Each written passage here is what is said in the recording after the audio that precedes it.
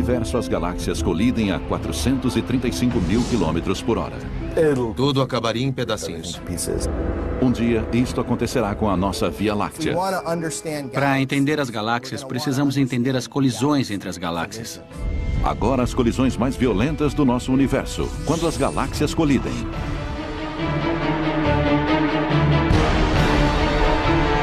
Colisões cósmicas.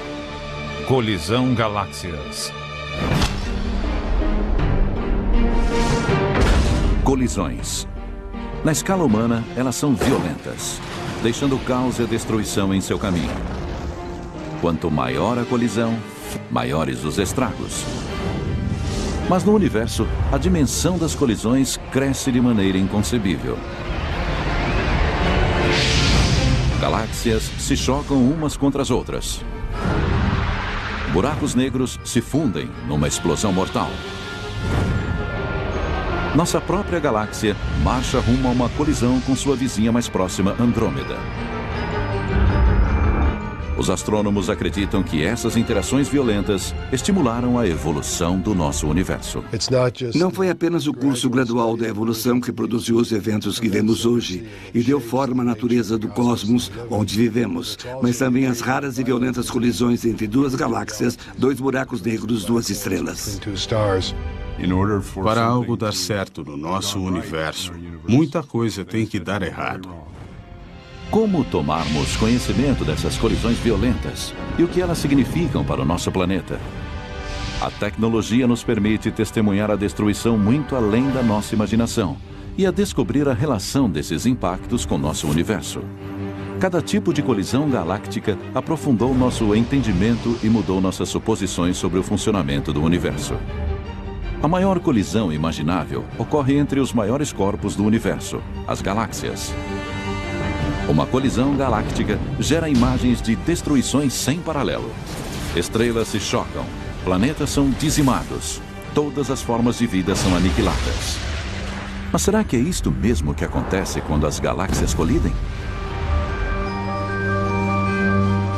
Para começar a entender o que significa uma colisão galáctica, temos primeiro que entender o tamanho e a composição de uma galáxia. Um conjunto de gás, poeira, planetas e estrelas. Muitas estrelas. Uma galáxia é como uma cidade de estrelas. Um conjunto de algumas centenas de bilhões de estrelas que passam bilhões de anos juntas, cuja proximidade se deve à força da gravidade. Nossa galáxia, a Via Láctea, tem cerca de 100, 200 bilhões de estrelas e algo perto de 100 mil anos-luz de uma ponta à outra. Então, poderíamos cruzar a Via Láctea viajando 100 mil anos-luz. Sem problema, certo? Talvez devêssemos começar calculando um único ano-luz. Um ano-luz é a distância que a luz percorre em um ano. A luz viaja a incrível velocidade de 300 mil quilômetros por segundo e se multiplicarmos isto pela quantidade de segundos de um ano, obteremos cerca de 10 trilhões de quilômetros. As distâncias na astronomia são tão gigantescas que até a distância entre as estrelas são medidas em anos-luz. Outro modo de entender esta dimensão é saber que um feixe de luz viajando a 300 km por segundo levaria 100 mil anos para viajar de uma ponta até a outra. Em seus 4 bilhões e meio de anos, o Sol orbitou o centro da Via Láctea apenas 20 vezes. Apesar das grandes distâncias, os objetos dentro do nosso universo colidem o tempo todo, desde que o universo ainda era jovem. As galáxias começaram a se formar centenas de milhões de anos após o Big Bang, quando agrupamentos de estrelas e gás interestelar se aglutinaram pela ação da gravidade. Estas galáxias primitivas eram pequenas, com apenas 1/10 do tamanho da Via Láctea. As primeiras galáxias do universo eram galáxias pequenas, galáxias anãs, e com o passar do tempo, esses pequenos agrupamentos se combinaram para formar galáxias cada vez maiores, decorrentes de fusões e adições. Figurativamente falando, essas galáxias anãs ficaram presas num engarrafamento no universo primitivo. Na história primitiva do nosso universo, as interações eram muito mais comuns que hoje, porque elas ficavam muito mais próximas. Ao colidirem, as pequenas galáxias se uniram, formando galáxias maiores com formas definidas. A Via Láctea, onde fica nosso sistema solar, é uma galáxia espiral. Outras opções de formação incluem as galáxias elípticas e as galáxias lenticulares, que são um meio termo entre as duas. Os astrônomos devem essa classificação das galáxias a Edwin Hubble, que deu o nome a um dos maiores observatórios da NASA, o Telescópio Espacial Hubble. Acho que deve ter sido divertido, pois na falta de um tipo de classificação definitiva, ele precisou inventar. Hubble assumiu a tarefa astronômica de classificar as galáxias. O esforço é para dar conta de 90%, classificar 90% dos objetos e não se preocupar com os corpos estranhos. O que aconteceu com os outros 10%? Foram classificados como irregulares. Eles deixaram de fora caudas de poeira e galáxias que parecem mais destroços. Durante anos, essas formações peculiares foram deixadas de lado. Mas a questão permanecia. O que poderia ter formado essas galáxias estranhas? E será que isto tem alguma relação com colisões cósmicas? Esta não era a grande questão da sua época. Estávamos apenas começando a entender as galáxias espirais e elípticas. Mas mesmo mais interessado em classificar a maioria das galáxias, ele achava que as galáxias irregulares exigiam mais atenção. Umas 2 décadas depois, quando a maior parte do seu trabalho já estava concluída, as pessoas começaram a estudar as galáxias. Os cientistas queriam saber por que elas eram daquela maneira. Uma teoria sustentava que elas eram formadas por disrupções violentas e caos. Havia um debate há 20, 30, 40 anos sobre se elas estavam colidindo ou surgindo, como hoje acreditamos. Atualmente, os astrônomos continuam usando a categoria irregular. O irregular envolve tudo. Ele se refere tanto às galáxias pequenas que foram muito afetadas pela formação estelar que abriu buracos em seu gás, tornando sua forma muito irregular. Mas também se refere às galáxias que sofreram colisões. Ele incorpora uma grande variedade de tipos de galáxias. As formas estranhas de algumas galáxias irregulares podem ser explicadas pelo efeito da gravidade numa escala galáctica.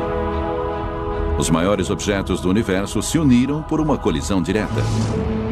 As galáxias irregulares são a prova de que estes grandes agrupamentos de estrelas colidem, indícios de que o universo está repleto de destruição e pandemônio. Mas o que acontece dentro das galáxias? Que outros tipos de colisão são possíveis e como podemos vê-los? A seguir, a colisão de estrelas deixa suas marcas em todo o universo. Mas mesmo assim, os astrônomos precisam registrá-las em pleno ato. Galáxias irregulares são indícios de que as galáxias colidem. Mas será que os astros também se chocam uns com os outros? Nosso universo é tanto uma eternidade quanto cemitério. Um local de batalhas épicas entre imensos corpos celestiais. Imagine um cenário fictício.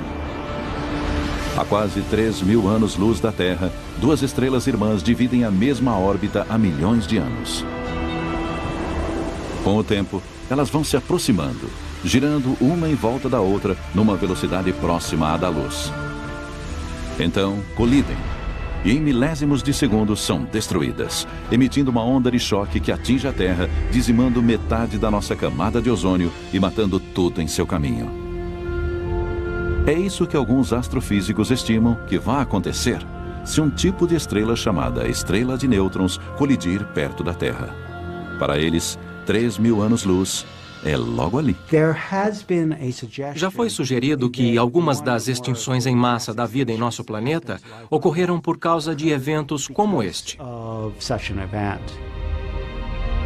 Algumas das colisões estelares mais violentas do universo ocorrem entre estrelas de nêutrons.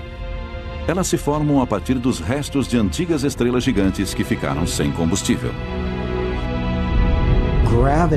A gravidade desencadeia um colapso geral. No centro forma-se um objeto extremamente denso. Tão denso que os elétrons colidem com os prótons e formam nêutrons. A estrela de nêutrons que se forma no centro é a reminiscência, as cinzas dessa estrela. Mas essas cinzas ainda têm vida.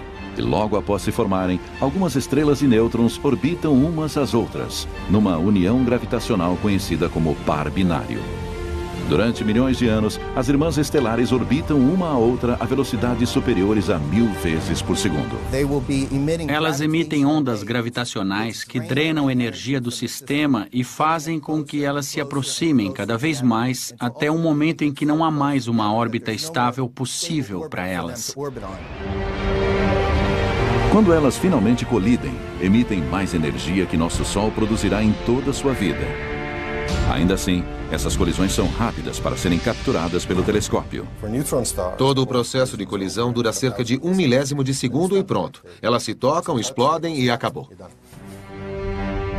A colisão emite uma gigantesca onda de choque pelo espaço.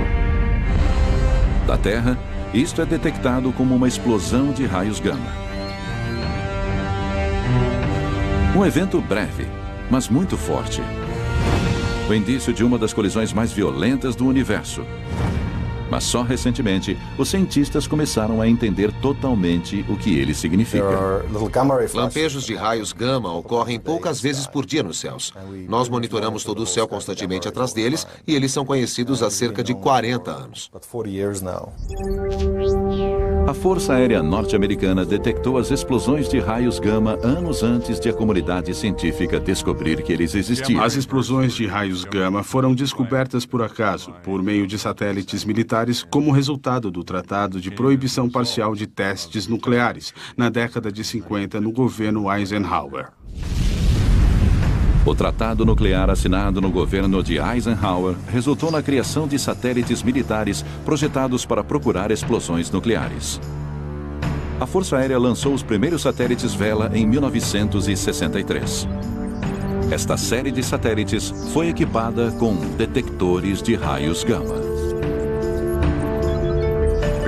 As nuvens de radiação das explosões nucleares liberariam raios gama. Esses detectores foram os primeiros a encontrar explosões cósmicas de raios gama. Em 1969, Ray Clibsadel, analista da Força Aérea, encontrou picos estranhos nos raios gama entre os dados do Vela, que por sua intensidade e duração, não podiam ser atribuídos nem à Terra, nem ao Sol.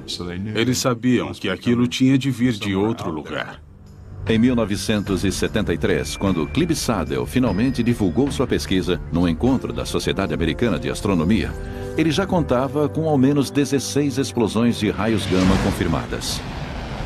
Mas seriam necessários equipamentos mais sofisticados para observá-las melhor. Em 1991, a NASA lançou o Observatório de Raios Gama Compton, um satélite espacial dedicado a detectar essas explosões. Os cientistas esperavam capturar uma explosão de raios gama em curso para determinar o que eram. Seriam, por acaso, algum tipo de colisão cósmica?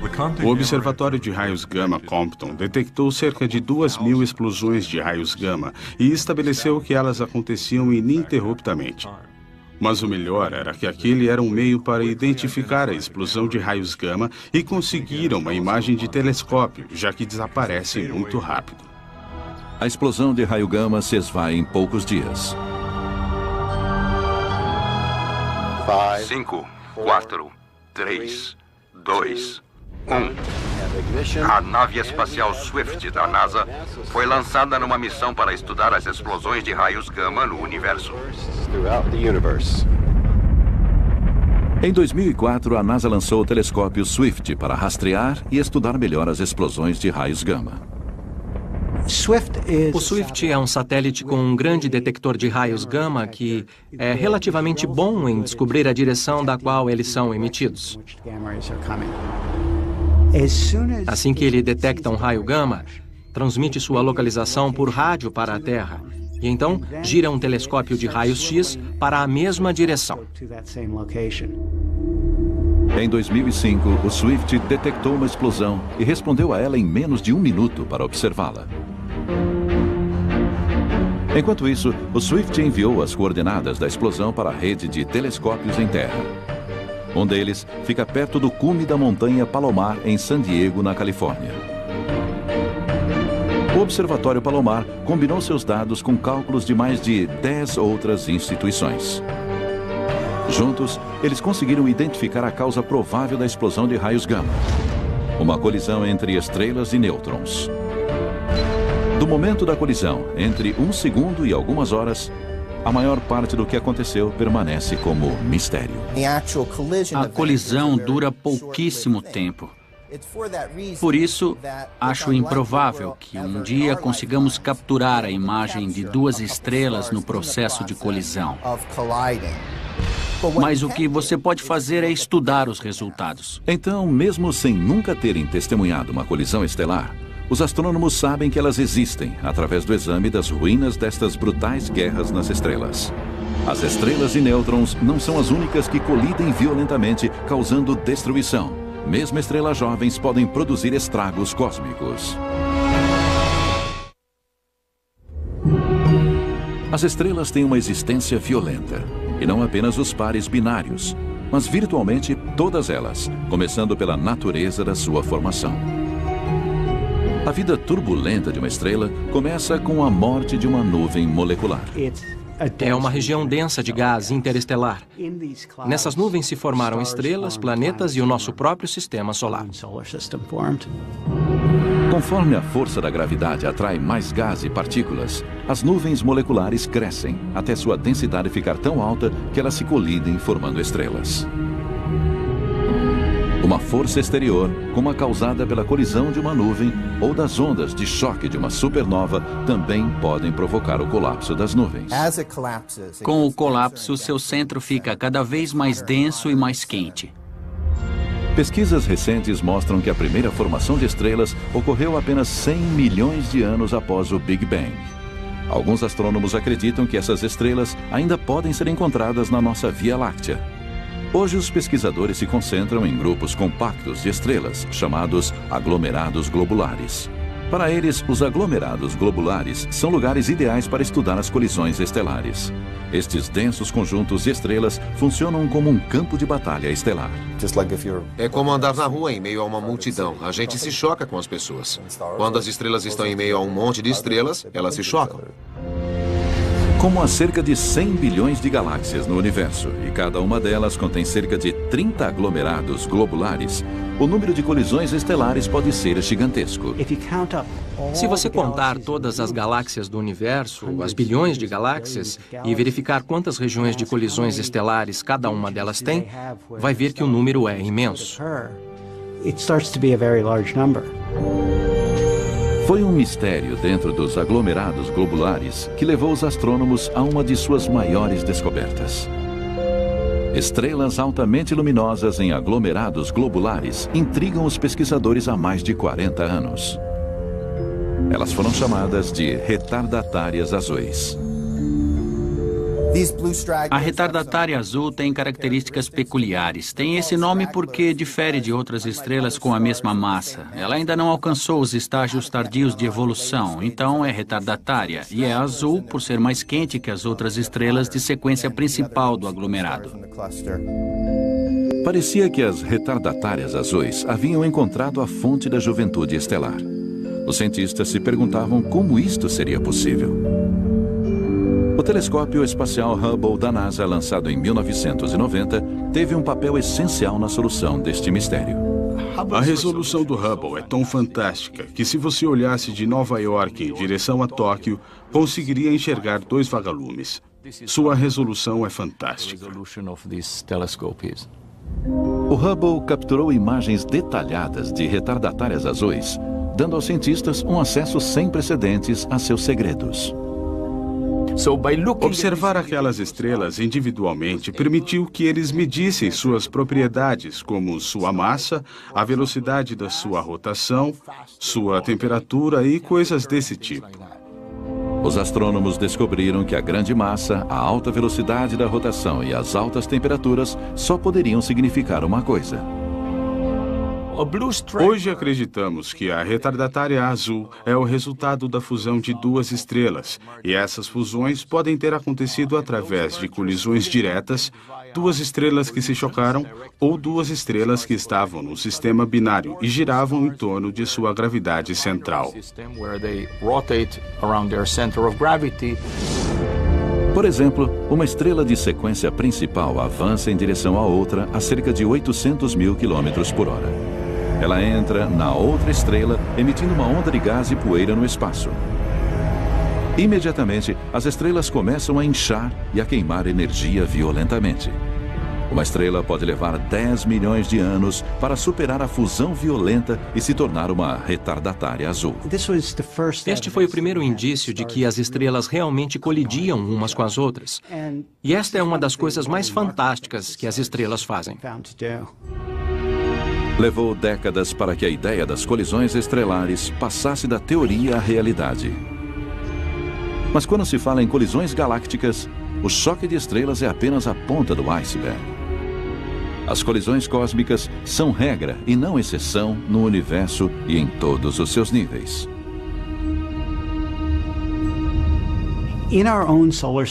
Em nosso sistema solar, todos os planetas e corpos que enxergamos foram formados através de colisões.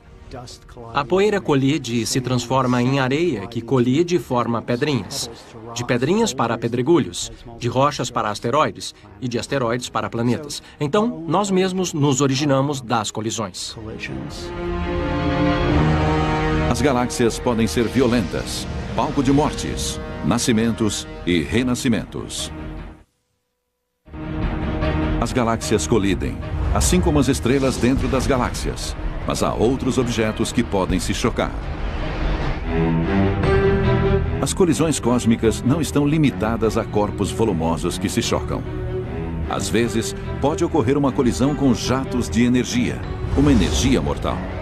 Uma radiação letal é emitida por um objeto misterioso supermaciço chamado buraco negro. Um quasar, um feixe luminoso da galáxia Estrela da Morte, segue na direção de uma galáxia vizinha. O que acontece é que esse jato é emitido de um buraco negro e ele acelera, aproximando-se da velocidade da luz. Esse jato atinge uma galáxia que está em seu caminho, destruindo qualquer habitante ou planeta semelhante à Terra dentro da galáxia. Os que estiverem mais perto serão destruídos. Os outros sofrerão danos em sua atmosfera. Estes são verdadeiros sobreviventes de um buraco negro supermaciço. Parece ficção científica, mas é um fato. A sorte da nossa galáxia é que este cataclismo acontecerá no sistema 3C321, que está muito distante de nós, a 1,4 bilhões de anos-luz. Esta foi a primeira vez que os astrônomos observaram o jato de um buraco negro atingir uma galáxia, mas este evento levanta muitas questões, começando com o que é um buraco negro? E será que corremos o risco de sermos atingidos por um raio mortal? Os buracos negros não são buracos, mas sim objetos incrivelmente densos e maciços. Os buracos negros são tão densos e sua atração gravitacional é tão forte que nada consegue escapar deles, nem mesmo a própria luz. Foram necessárias observações de vários telescópios para conseguirmos uma imagem completa deste fenômeno único. Só unindo as informações que cruzam o espectro eletromagnético que podemos começar a estudar os buracos negros com precisão. Parte desta imagem foi captada por este telescópio, o VLA, Very Large Array, no Novo México. Ele é um radiotelescópio composto por 27 antenas parabólicas, cada uma delas com 230 toneladas. As antenas são dispostas no formato de um Y, e cada braço desse Y tem 20 quilômetros de comprimento. Ele é especialmente adaptado para observar buracos negros, como o que existe em nossa galáxia. Aquela coisa é cerca de 4 milhões de vezes mais maciça que o Sol e produz todo tipo de fenômeno. Mas o gás e a poeira entre nós e o buraco negro escondem tudo isso dos telescópios que precisam de luz. A habilidade do VLA em detectar ondas de rádio permite que ele enxergue através da poeira estelar. Radiotelescópios e telescópios de infravermelho são os únicos instrumentos disponíveis para estudar isso. Assim como o telescópio comum coleta ondas de luz para formar uma imagem, nós coletamos ondas de rádio. Ondas ópticas e de comprimento curto não conseguem enxergar as partes internas dessas regiões, mas o rádio pode. Locais que trabalham com ondas compridas, como este, conseguem examinar as partes internas dessas regiões obscurecidas para as outras faixas de ondas. A maioria das galáxias tem buracos negros maciços em seu centro. Eles podem ter uma massa entre 1 milhão e 1 bilhão de vezes maior que o nosso Sol. Apesar de sua massa, a princípio era impossível ver os buracos negros. Então, como descobrimos que eles existiam? A matéria, quando é sugada pelo buraco negro, lembra a água escoando por um ralo de banheira. Ela é puxada e gira, criando atrito que gera calor e luz. E essa luz se torna tão intensa e energética que acaba produzindo raios X. Foi o desaparecimento de objetos neste ralo que levou os astrônomos do século XVIII a sugerirem a existência de uma estrela invisível. Em 1783, o reverendo John Mitchell delineou a ideia de um horizonte de eventos. Ele mostrou que um corpo muito maciço, com uma radiação pequena suficiente, teria uma velocidade de escape igual à velocidade da luz. Ele prenderia a luz e seria invisível, escuro.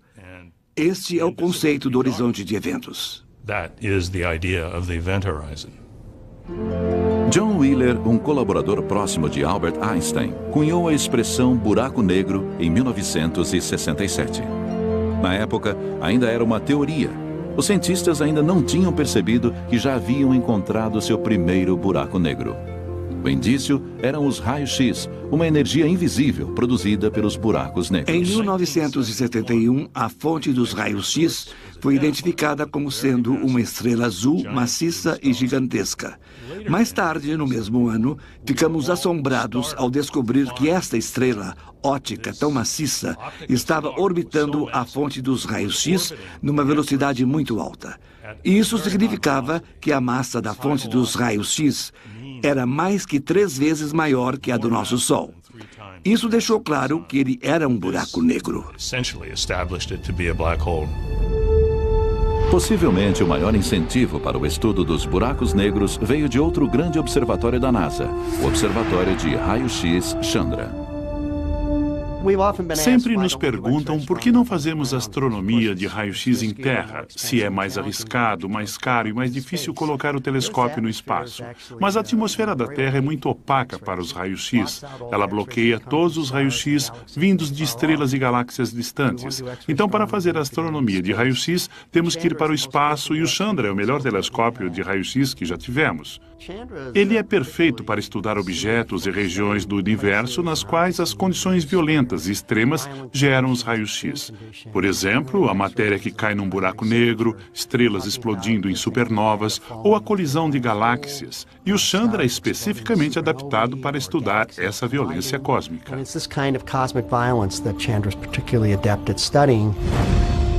Os raios-x estão presentes sempre que um objeto celeste produz grande quantidade de calor. Estrelas de nêutrons e buracos negros conseguem produzir raio-x com força 100.000 vezes maior que os raios-x produzidos pelo Sol. O Chandra foi essencial para ajudar os astrônomos a entender o que estava acontecendo na Estrela da Morte. O Chandra permitiu que observássemos as fontes centrais do buraco negro e que determinássemos a presença desse jato de raio-x, que foi o que fez com que a chamássemos de Estrela-Morte. Porque o jato aponta diretamente para a sua galáxia irmã e dá para ver os efeitos daquele feixe de energia e partículas quando ele atinge a galáxia vizinha. Como na maioria das colisões cósmicas, há um lado positivo. Quando o jato da Estrela-Morte devastar a galáxia vizinha, provavelmente desencadeará uma nova fase de formações de estrelas e planetas. Tudo isso faz parte do ciclo de vida e morte do universo. Buracos negros não são necessariamente essas balas de canhão cósmicas. Eles não estão vagando pelo universo, sugando tudo em seu caminho. Na verdade, os buracos negros podem tanto produzir quanto destruir a vida. Nosso sistema solar conseguiu evitar raios mortais apenas para ir de encontro a uma calamidade galáctica de proporções gigantescas. Num futuro distante, nossa galáxia, a Via Láctea, e sua vizinha, Andrômeda, irão colidir. Mas será que essa colisão será uma fonte de criação ou de destruição?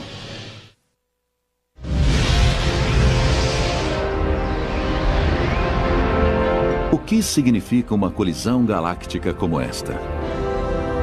O maior perigo vem das colisões com esses reatores termonucleares, também conhecidos como estrelas. Se uma estrela se aproximar muito do sistema solar, pode enviar cometas em nossa direção. Se ela se aproximar ainda mais, pode mudar a órbita da Terra ao redor do Sol, e a vida como conhecemos deixará de existir, pois, ao nos afastarmos do Sol, toda a água ou vai evaporar ou vai congelar. A colisão entre a Via Láctea e Andrômeda está prevista desde o universo primitivo, quando ambas as galáxias nasceram, uma ao lado da outra. As coisas que se fundem nascem ligadas e acabam se juntando. Coisas que nascem à parte normalmente não se fundem, elas se separam. A maioria das galáxias está se separando no nosso espaço em expansão. Todas as galáxias que estão distantes de nós se separam cada vez mais até desaparecerem de vista dentro de determinado tempo. A única exceção é a galáxia Andrômeda, a vizinha mais próxima, nossa galáxia irmã.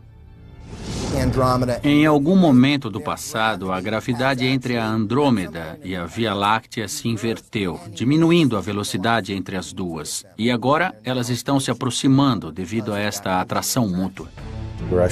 Elas vão colidir. Parece que elas estão vindo diretamente uma para a outra e a situação vai ficar muito feia para nós.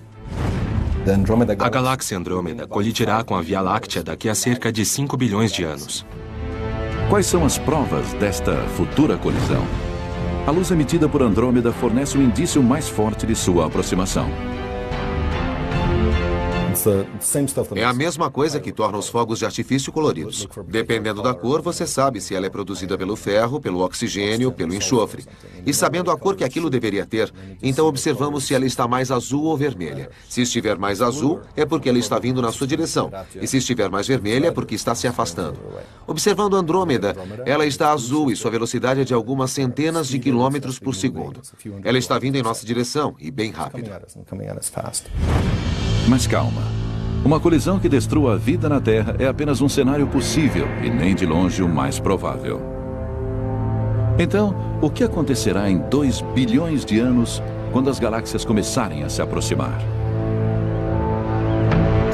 Como as galáxias são incrivelmente maciças e as distâncias entre elas são tão grandes, uma colisão levaria bilhões de anos do início ao fim. Assim, os astrônomos só podem observar imagens no céu. Para entender todo esse processo, eles dependem de simulações. Cada imagem de colisão de uma galáxia no universo é só uma peça dentro de uma longa sequência. Então, essas simulações nos permitem unir as várias situações e ver como elas se desenvolvem desde a aproximação, passando pelo meio e as caudas de maré, até a fusão de tudo isso.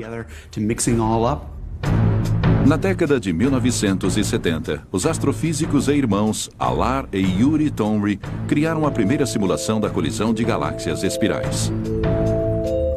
Ela duplicava características que haviam sido observadas em galáxias em colisão. Sua sequência, com passos detalhados desde a aproximação até a fusão, ficou conhecida como a sequência de Tomry. Hoje, Frank Summers, astrofísico do Instituto de Ciência de Telescópio Espacial em Baltimore, Maryland, usa programas de efeitos visuais avançados e vários computadores para condensar colisões galácticas em simulações que retratam 10 milhões de anos a cada segundo. Tudo começa com a aproximação. 2 galáxias espirais são arrastadas para perto uma da outra. Podemos ver que pouco antes delas colidirem, não há nenhuma distorção da cauda, o que eu achei muito estranho quando vi. Elas são bem simétricas ali, só quando elas começam a expulsar as caudas de maré que entram na sequência Tomry. Podemos observar aqui que primeiro elas passam e depois voltam e se juntam. A simulação mostra a tremenda atração gravitacional entre galáxias espirais em colisão. Vastas fileiras de estrelas e gases, conhecidas como caudas de maré, são jogadas no espaço distante. Este estágio dramático pode ser verificado pelas imagens da colisão de galáxias como as galáxias Antennae e o sistema NGC 4676. Astrônomos preveem que a colisão entre a Andrômeda e a Via Láctea terá o mesmo progresso. As caudas de maré, que são basicamente a periferia da Via Láctea, serão separadas. A Via Láctea é uma galáxia esguia, frágil e delicada. E Andrômeda é maior e mais maciça. Então, quando ela passar por nós, seu campo gravitacional vai rasgar a Via Láctea. Mas quando elas se unirem em 2 bilhões de anos, a aproximação parecerá menos como uma colisão e mais como o balanço de um pêndulo, com o impulso fazendo com que elas passem uma pela outra e a gravidade arrastando-as de volta. Elas continuarão se movendo por causa do impulso, e ao se afastarem, tanto a Andrômeda quanto a Via Láctea vão desacelerar devido à atração gravitacional entre elas. Sua velocidade vai diminuir até que elas voltem e passem novamente uma pela outra. Daqui a 4 bilhões e meio de anos, as galáxias voltarão a se encontrar, e desta vez será uma colisão direta. Essas belas estruturas, 2 galáxias espirais, provavelmente serão totalmente destruídas. Elas se tornarão longas caudas de maré e, quando se chocarem, desequilibrando as órbitas de todas as estrelas, teremos uma forma mais elíptica no centro e longas caudas de maré que predominarão por bilhões de anos. A colisão se tornará uma fusão. As partes centrais estão se fundindo, e agora temos uma única galáxia no centro. As caudas de maré vão se diluir, e cerca de 500 milhões de anos depois, veremos uma única galáxia. Podemos ver como elas se fundem, e agora temos só um centro. Aqui há caudas de maré, mas elas tendem a desaparecer com o tempo. E se avançarmos um pouco, teremos apenas um objeto fragmentado que lembra muito uma galáxia elíptica. Os astrônomos especulam se as galáxias elípticas do universo são o produto de colisões como esta. Mas o que de fato acontece no interior das galáxias enquanto elas sofrem este processo violento e o que isto significaria para o nosso planeta durante o cataclismo? As imagens de galáxias colidindo são etéreas. As caudas de maré se estendem como teias de aranha. Os centros galácticos orbitam um ou outro, atraindo-se mutuamente. Mas será que estas belas imagens disfarçam uma grande destruição? Estrelas se chocando umas com as outras. Planetas destroçados, luas pulverizadas em poeira espacial. Uma das coisas mais legais das colisões galácticas é que as imensas galáxias se chocam, mas não as estrelas. Temos uma estrela aqui e outra estrela ali, e a distância entre elas é milhões de vezes maior que seu diâmetro. E durante a colisão galáctica, quais são as chances de a Terra ser esmagada? Segundo os astrônomos, muito pequenas. Toda estrela tem algo parecido com um sistema solar em volta. E mesmo o espaço entre elas é muito, muito grande. Tanto que mesmo a probabilidade de um planeta colidir com um outro é baixíssima. Mas isto não significa que a Terra esteja totalmente livre do perigo. Há uma chance de cerca de 10% de a Terra ser expelida com o Sol e o sistema solar numa dessas caudas de maré. E seríamos mandados para muito longe, a ponto de ter uma visão aérea da nossa galáxia. Então, a maior implicação para nós seria a mudança da órbita do nosso Sol durante a colisão. Estrelas e planetas podem passar uns pelos outros sem incidentes, mas não o gás. Uma colisão galáctica se refere principalmente aos gases. Tanto Andrômeda quanto a Via Láctea têm uma grande quantidade de gás, e todo ele vai se chocar, e isto vai formar imediatamente um monte de estrelas. Provavelmente teremos, eu diria, umas 10 bilhões de estrelas novas, sem demora. Isso é o que chamamos de surto de formação de estrelas, e esta formação feroz de estrelas parece ser um indicador da interação entre as galáxias. Se estivéssemos num planeta dentro de uma dessas galáxias, o céu noturno seria muito impressionante durante este processo. Seria como fogos de artifício, com um monte de estrelas maciças nascendo. Não seria perigoso, a menos que se estivesse numa região onde as estrelas estivessem surgindo. Mas quando as galáxias se combinarem em uma única galáxia elíptica, a velocidade da formação de estrelas irá diminuir. Saímos de uma galáxia comum, batemos numa outra galáxia, há uma gigantesca formação de estrelas, um surto incrível. Mas depois, num período relativamente curto, o gás cessa, os fogos de artifício param e a galáxia volta a seguir seu caminho. A fusão da Via Láctea com Andrômeda, que em inglês já foi apelidada de Milcômeda por alguns astrônomos, também sofrerá a fusão de seus densos centros, cada um com seu buraco negro. O buraco negro supermaciço de uma galáxia encontra o buraco negro supermaciço de outra galáxia. E eles se juntam, tornam-se um par, a órbita encolhe, eles se fundem e temos um buraco negro supermaciço ainda maior.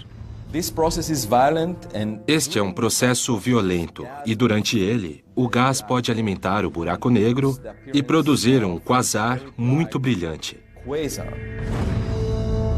Mas o maior perigo para a Terra durante o choque entre a Via Láctea e a Andrômeda é algo não relacionado com a colisão.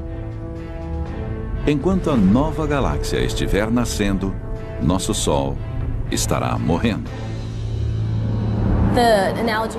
A analogia da vida funciona muito bem para as estrelas. Elas nascem a um ponto onde elas começam convertendo hidrogênio em hélio e extraindo energia.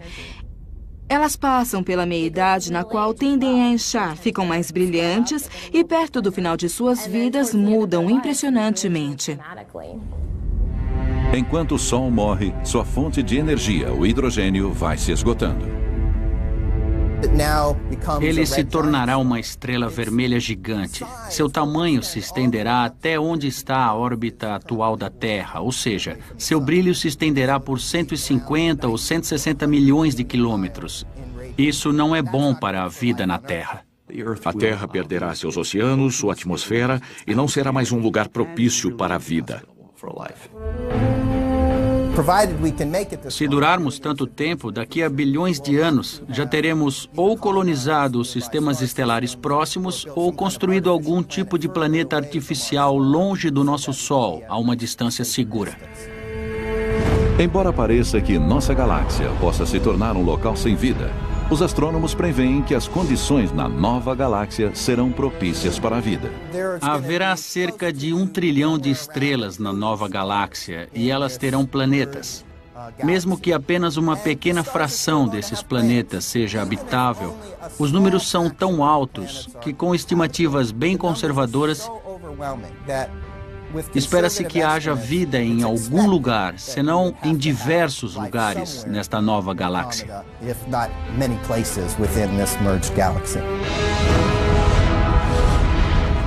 No nosso universo, a fusão mais fundamental ocorre entre a vida e a morte.